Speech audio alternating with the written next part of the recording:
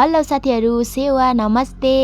स्वागत छ राइसानो official YouTube च्यानलमा। धेरै लङ टाइम पछि फेरि पनि तपाईँहरू सामु फेरि लङ भिडियो लिएर आइसकेको छु साथीहरू। म चाहिँ आज कहाँ जाँदैछु भनेर तपाईँहरूले थाहा पाउनुहुनेछ। फुल भिडियो हेरेर लाइक कमेन्ट गरिदिनु नबिर्सनु होला साथीहरू। अनि हामी चाहिँ मैले देउरानीको कोदो रोप्ने दिन थिएछ नि त साथीहरू। अनि म चाहिँ जाँदैछु उनीहरूलाई चाहिँ सघाउनको लागि। अनि मलाई चाहिँ अप्ठ्यारो बाटो लाग्यो अनि मलाई चाहिँ पक्रेर बहिनीले झार्दैछ। अनि त्यसपछि हामी चाहिँ जाँदैछौँ। हामी चाहिँ मेला पनि अब पुग्न लागेको छौँ नि त साथीहरू। अनि अहिलेको सालको फर्स्ट टाइम मैले चाहिँ कोदो रोपेको है साथीहरू। पोतिर कति रोप्यो अहिलेको साल चाहिँ रोपेको थिइनँ। अनि यही मैले चाहिँ रोप्नु पाएँ आज। अनि हामी चाहिँ मेला पनि पुग्यौँ साथीहरू। अनि मेलामा पुगेर पनि पानी दरेक्यो। अनि हामी चाहिँ छाता लागेको थियौँ। अनि छाता ओढेर बसिरहेको छौँ तिनजना चाहिँ।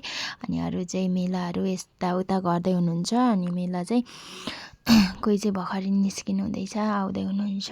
अनि त्यसपछि पानी पनि रह्यो। अनि त्यसपछि म चाहिँ एकछिन रोपे भएन। अनि त्यसपछि मलाई चाहिँ अप्ठ्यारो लाग्यो रोप्न चाहिँ पानी परेकोमा। धेरै हातमा सबै हिलो लाग्यो। अनि त्यसपछि मैले चाहिँ खन्न थालेँ साथीहरू। अनि हामी दुईजना भएर चाहिँ खन्यौँ। तिनजनाले रोप्नुभयो, एकजना मेलो बनाउँदै हुनुहुन्छ।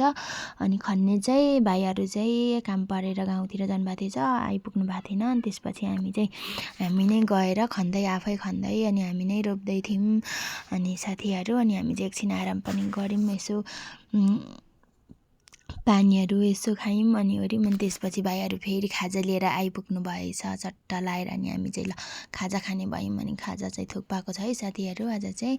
अनि थुक्पाको खाजा कस्तो चट्टा लाएर खाइने भयो। मेरो भाग पनि आइसकेको छ।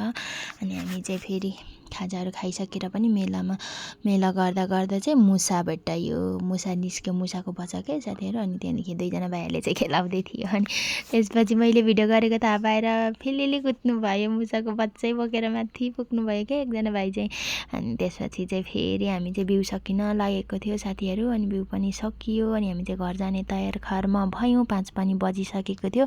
अनि अब कोही चाहिँ मेलो बनाएर अलिक पछि आउने, एकछिनमा आउँछौँ, तपाईँहरू चाहिँ जाँदै गर्नु भनेर हामी 2-3 जना त्यसपछि हामी चाहिँ